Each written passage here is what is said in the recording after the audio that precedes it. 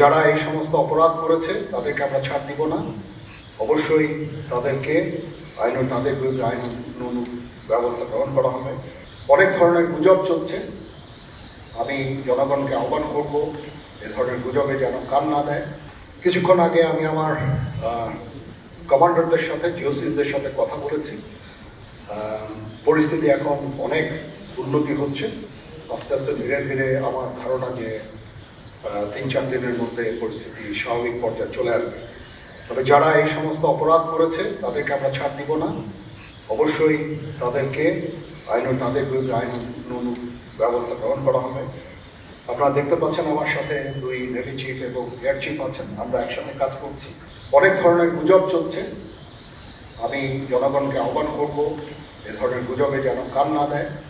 আমরা একটা চমৎকার পরিবেশে সুন্দরভাবে সবাই মিলে আমরা কাজ করে যাচ্ছি। আবার সেনাবাহিনী নিয়ে বিভিন্ন সেনানিবাসের মধ্যে বিভিন্ন কিছু ইত্যাদি সমস্ত গুজব রটনা করা হচ্ছে, এগুলোকে আপনারা কান দেবেন না এবং আপনারা এই ধরনের গুজব ছড়াতেও দয়া করে সাহায্য করবেন না।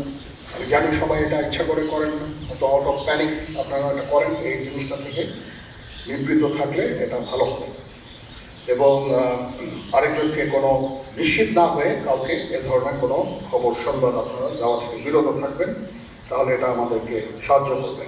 পুলিশের পুনর্গঠনের কাজ চলছে, এখন পুলিশ প্রধান একজন নিয়োগ দেওয়া হয়েছে। আমি নিশ্চিত যে পুলিশের মনোবল আবার ফেরত আসবে ও পুলিশ একটা প্রফেশনাল ফোর্স হিসেবে ভালোভাবে তাদের দায়িত্ব পালন করতে সক্ষম হবে। সর্বশেষে আমি আপনাদের নিশ্চিত করতে চাচ্ছি যে সেনাবাহিনী, নৌবাহিনী, বিমান বাহিনী সর্বদা জনগণের সাথে আছে এবং থাকবে এবং আমরা কাজ করে যাব, পাশাপাশি সবার সাথে মিলে কাজ করে যাব এবং আমরা একটা সুন্দর ভবিষ্যতের দিকে যেতে পারবো, ভবিষ্যতে পৌঁছাতে পারবো বলে আমি বিশ্বাস রাখি। আপনারা আমাদের সবাইকে সাহায্য সহযোগিতা করবেন, আপনাদের সাহায্য নিয়ে ইনশাল্লাহ আমরা এটা করতে পারবো। আপনারা মিডিয়া অলরেডি অত্যন্ত দায়িত্বপূর্ণভাবে আপনাদের সংবাদ পরিবেশন করছেন, আমি আবার আপনাদের কাছে এর জন্য কৃতজ্ঞতা জানাচ্ছি এবং ইনশাআল্লাহ আমরা সবাই মিলে দেশকে একটা সুন্দর একটা পরিবেশ আমরা সৃষ্টি করতে পারবো এই দেশে এবং আমরা সবাই ভালো থাকবো ইনশাআল্লাহ। ঢালাইয়ে দৃঢ়তা, নির্মাণে নিশ্চয়তা, প্রিমিয়ার সিমেন্ট, ঢালাইয়ের রাজা। হ্যাঁ হচ্ছে, বাট সংখ্যা অনেক কমে এসেছে। একদিন 2 দিন, প্রথম 1-2 দিনে যেটা হয়েছে সংখ্যা অনেক কমে এসেছে। আমরা আনসার ভিডিপিকেও কাজে লাগিয়েছি এবং আমি তো বললাম যে ছাত্ররা আমাদের সাহায্য করছে বিভিন্ন গ্রামে গঞ্জে, তারা এই কাজগুলোর মাধ্যমে তাদের উপস্থিতির মাধ্যমে আমাদের সাহায্য করছে এবং বিএনসিসিকেও আমরা এটা বেশ করতে আমরা হয়তো এমপ্লয় করবো এই কাজে।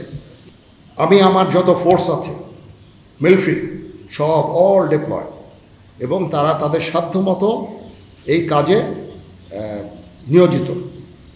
এখন রাজনীতিবিদরা বললেন যে জেনারেল সাহেব আপনি নিরাপত্তার দায়িত্ব নেন, somebody has to take it.